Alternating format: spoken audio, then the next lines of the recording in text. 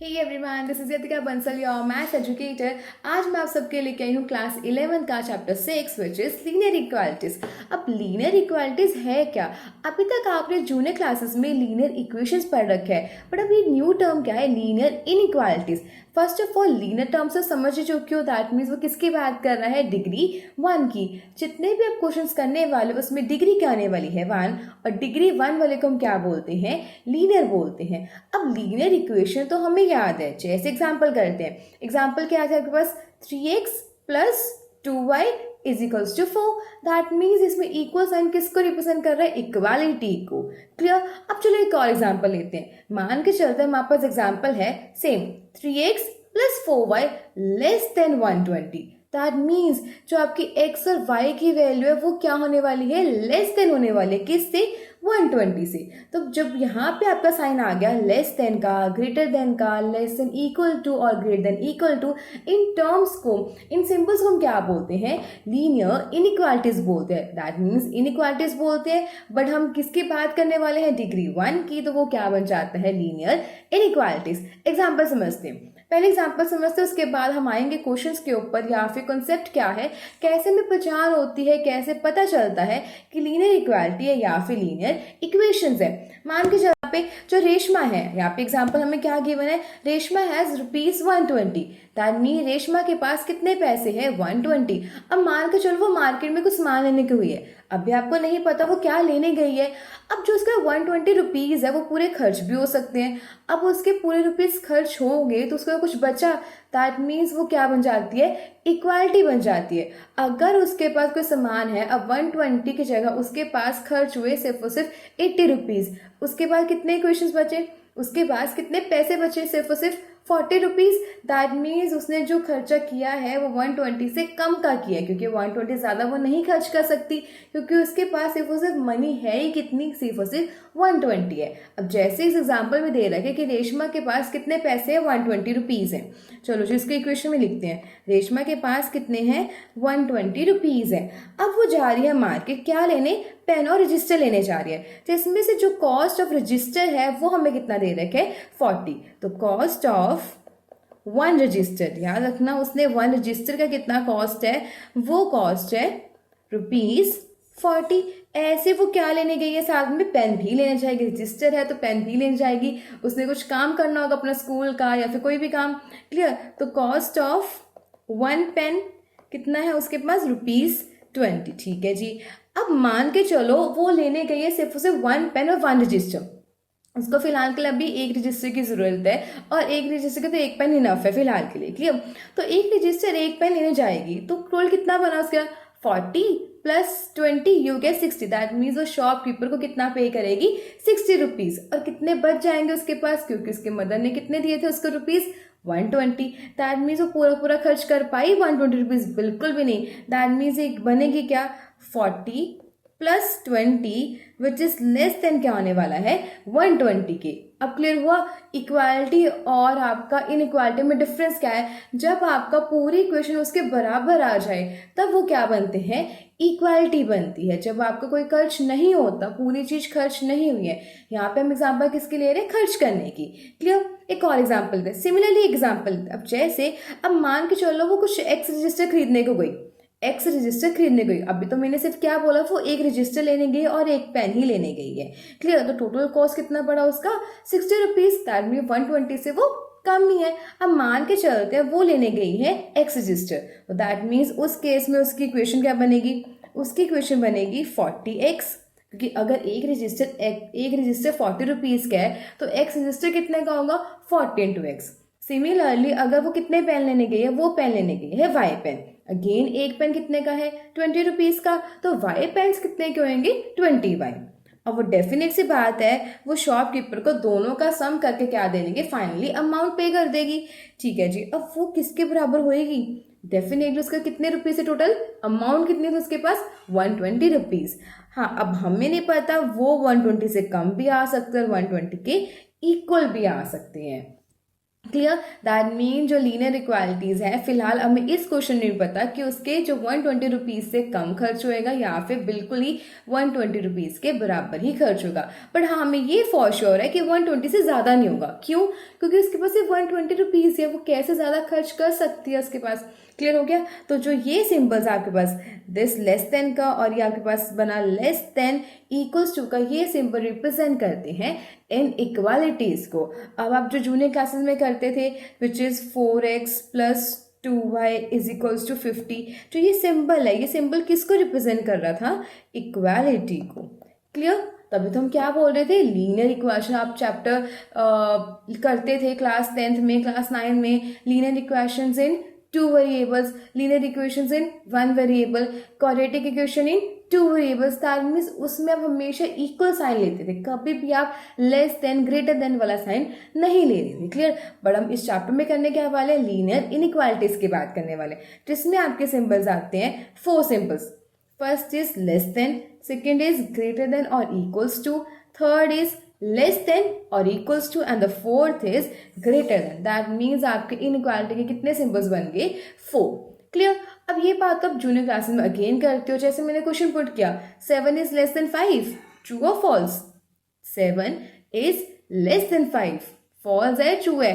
चलो लिखते हैं, जैसे 7 इज लेस देन 5, ये चीज बोल रही हूँ मैं। दैट मीन्स स्टेटमेंट क्या होगी? फॉल्स, क्योंकि 7 छोटा थोड़ी होता है 5 से, 7 तो बड़ा होता है। तो ये आपका रॉन्ग है। हाँ, अगर मैं ऐसे लिखती 7 इज ग्रेटर देन 5, तो ये स्टेटमेंट क्या रहती? बिल्कुल ही सही। अब समझ में आया लीनियर इक्वालिटीज का? ये तुम्हें पता है कि 7 बड़ा होता है किससे? 5 से। ऐसे ही हमारे पास क्या है, और बहुत एग्जाम्पल दे रखे हैं। जैसे सेकेंड एग्जाम्पल क्या दे रखी है, 3 इज लेस देन 5, बिल्कुल सही। 3 नंबर है वो छोटा होता है किससे?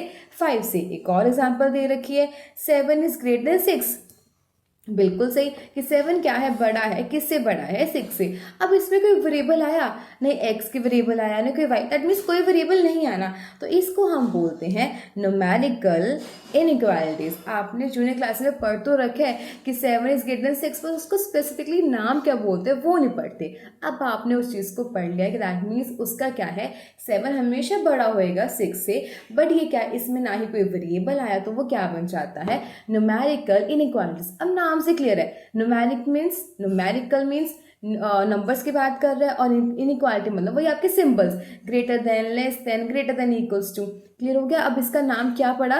Numerical inequalities. नाम से क्लियर है, न्यूमेरिकल मीन्स नंबर्स की बात कर रहा है जिसमें हम वेरिएबल्स इंक्लूड नहीं कर रहे। क्लियर। अब नेक्स्ट करते हैं लीनियर इक्वालिटीज, जो आपको बोल चुके। अब लीनियर की बात है, दैट मीन्स इसके अंदर क्या होएगा? बाय डिफॉल्ट वेरिएबल कुछ ना कुछ होने वाला है। Reason because linear, that means उसकी डिग्री क्या होने वाली है? डिग्री 1। और जब भी हम डिग्री निकालते हैं, हमेशा हम किसकी डिग्री निकालते हैं? वेरिएबल्स की डिग्री फाइंड आउट करते हैं। हाँ, हमारे पास ऐसे कुछ नंबर्स भी होते हैं, जैसे कॉन्स्टेंट नंबर्स की बात करें तो कॉन्स्टेंट की डिग्री क्या रहती है? कॉन्स्टेंट कोई वेरिएबल नहीं है, बट बाय डिफॉल्ट उसके हम वेरिएबल लिख सकते हैं, which is x is to power 0। तो उस केस में आपकी क्या बन जाती है? डिग्री 0 बन जाती है, वो एक्सेप्शन केस है। क्लियर। ओके, तो इसके एग्जांपल्स क्या है? x is less than 5, y greater than 3, y less than equals to 4। That mean जो भी वेरिएबल वाली आपकी इनइक्वालिटीज आएंगी उसको हम क्या बोलेंगे? Linear inequalities. ऐसे एग्जांपल्स भी हो सकते हैं, नोट ओनली कि आप डिग्री 1 वाली है। एग्जाम्पल ये भी हो सकते हैं आपके पास, x² plus 5 x less than 5, ये भी आपकी क्या है? एक इनइक्वालिटी है, बट एक कौन सी इनइक्वालिटी होगी? Quadratic inequality.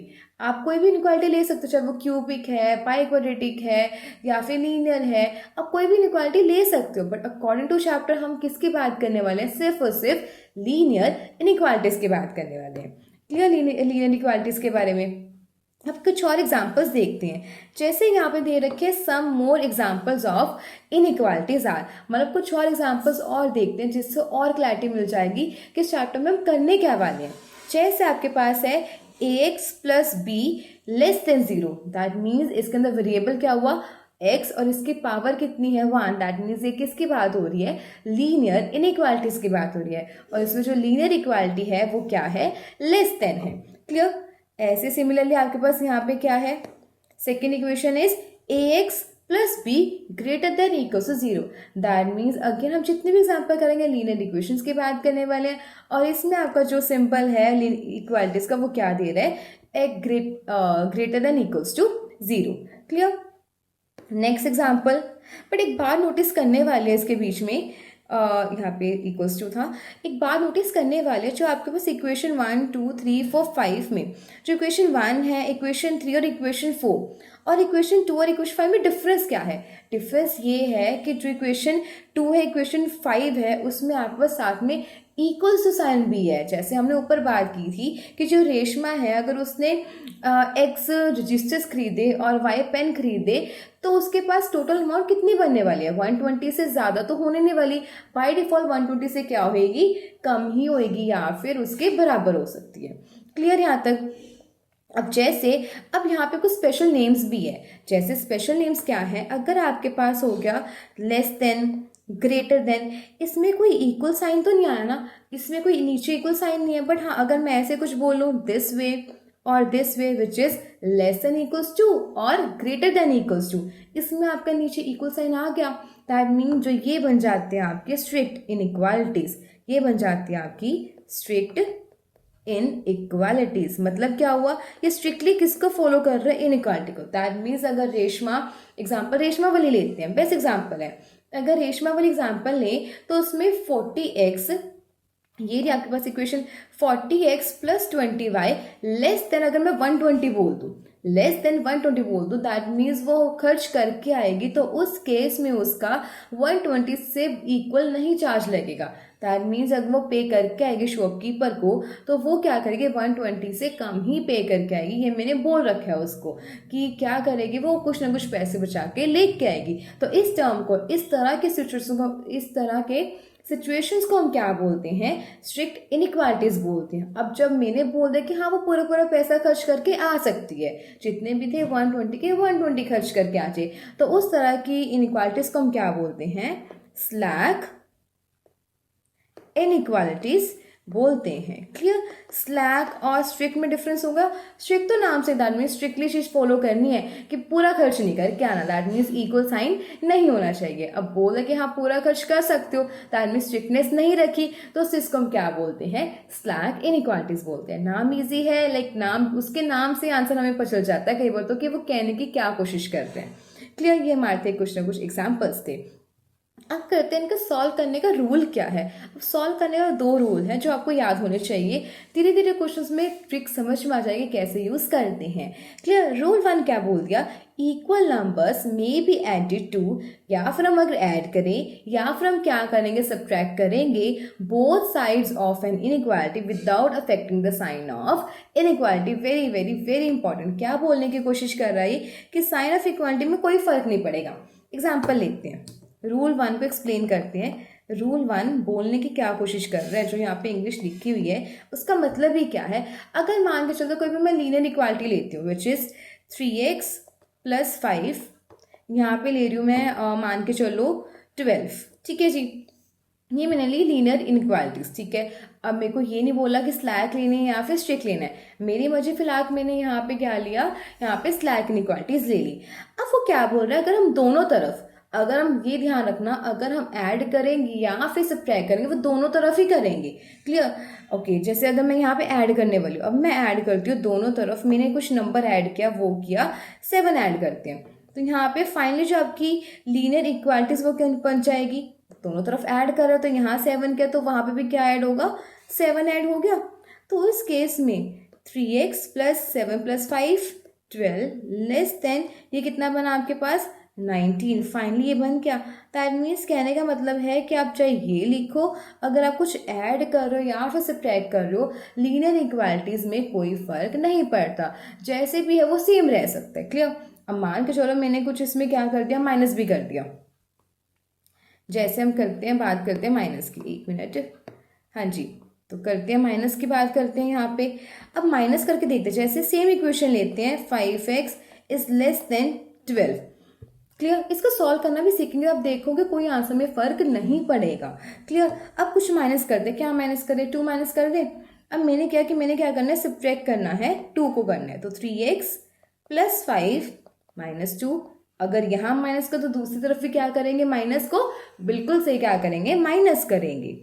क्लियर? तो क्या बना, 3x + 3 < 10। दैट मीन्स आप चाहे ये बोलो या फिर ये बोलो, कोई फर्क नहीं है। अगर आपको इसको सॉल्व करके आंसर मान के चलो, सपोज करो आंसर आपके पास आ रहा है 7/3, तो इसको सॉल्व करोगे तो इसमें भी आपका आंसर क्या आने वाला है, 7/3 ही आने वाला है। चाहे सॉल्व करके देख लेना कि दोनों का आंसर, चाहे ऊपर वाले को सॉल्व करो या फिर इसको सॉल्व करो, आंसर आपका 7/3 ही आएगा। अब समझ में आए? बोलने की कोशिश क्या कर रहा था कि चाहे हम ऐड करें या फिर हम सब्ट्रैक्ट करें, आंसर में कोई फर्क नहीं पड़ता, और स्पेसिफिकली उसके कोई साइन में फर्क नहीं पड़ता। दैट मीन जो ये साइन है ये ऐसे का एज इट इज ही रहेगा।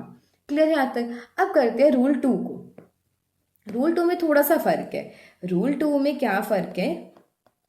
हाँ जी, both sides of inequality can be multiplied और divide by the same positive number. Same case, चाहे हम प्लस करें, मल्टीप्लाई करें, माइनस करें, डिवाइड करें, कुछ फर्क नहीं पड़ता। अगर जो इसका आंसर आना है, जो हमारे पास मेन गिवन इक्वेशन है, सॉल्व करने के बाद भी उसका क्या रहने वाला है, चाहे मल्टीप्लाई करो, माइनस करो, प्लस करो, डिवाइड करो, आंसर आपका सेम ही रहेगा। क्लियर? बट फर्क क्या है? रूल 2 में अलग ऐसा क्या आ गया, वो सुनने वाली बात है। बट आ गया बट वर्ड।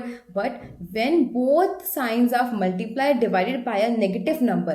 अब आ गया main which is negative number. अगर हम किसी नेगेटिव नंबर को माइनस कर रहे, किसी भी नेगेटिव नंबर को क्या कर रहे हैं, मल्टीप्लाई कर रहे हैं या फिर डिवाइड कर रहे हैं, तो क्या होगा, आपका जो साइन ऑफ इनइक्वालिटी वो क्या हो जाएगा, रिवर्स हो जाएगा। कहने का मतलब क्या है? एग्जाम्पल, अगेन एग्जाम्पल समझते हैं। जैसे आपके पास है 3x > 12। अब मैंने बोला कि मैंने मल्टीप्लाई करना है इसको -2 के साथ। मल्टीप्लाई किया हमने, माइनस मल्टीप्लाई बाय दोनों तरफ करेंगे फॉर श्योर, -2 के साथ। अभी तक हम क्या बात कर रहे हैं, प्लस कर सकते हैं, माइनस कर सकते हैं, मल्टीप्लाई कर सकते हैं, डिवाइड कर सकते हैं। पर जितने भी हमने नंबर्स लिए specifically in multiply divide, plus minus में कोई साइन नहीं फर्क पड़ता, चाहे आप माइनस लो प्लस लो, कोई डजेंट मैटर। क्लियर? बट अगर मान के चलो कि मैंने क्या किया, अब जैसे यहाँ पे मैंने ऐड किया था, आंसर सेम आएगा, इसमें मैंने -2 लिया, आंसर कोई फर्क नहीं पड़ेगा। बट मेन किस में ध्यान देने वाली बात है, मल्टीप्लाई और डिवाइड में। अगर मल्टीप्लाई डिवाइड पॉजिटिव नंबर है तो अगर आपका आंसर में कोई फर्क नहीं पड़ने वाला। बट अगर मल्टीप्लाई डिवाइड कोई नेगेटिव नंबर है तो उनके जो साइन ऑफ इनइक्वालिटी है वो क्या हो जाएगी, चेंज हो जाएगी, रिवर्स हो जाएगी। कैसे? अब यहाँ पे जो नंबर है वो क्या है, -2।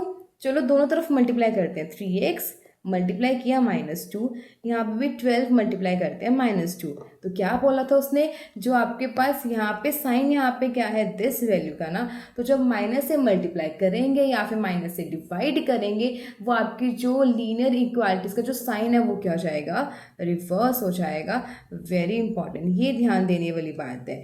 जो ये कब, सिर्फ और सिर्फ कब होगा, जब आपके पास क्या है, नेगेटिव साइन की बात करें। पॉजिटिव साइन में कुछ चेंज होने वाला, साइन जैसा क्या है वैसे ही रहने वाला है। बट अगर आपके पास वो साइन क्या है, वैल्यू क्या है, नेगेटिव है, in case of negative value है, in case of multiply and divide, आपका जो लीनियर इनइक्वालिटीज है उसका जो साइन है वो क्या जाएगा, रिवर्स हो जाएगा। क्लियर?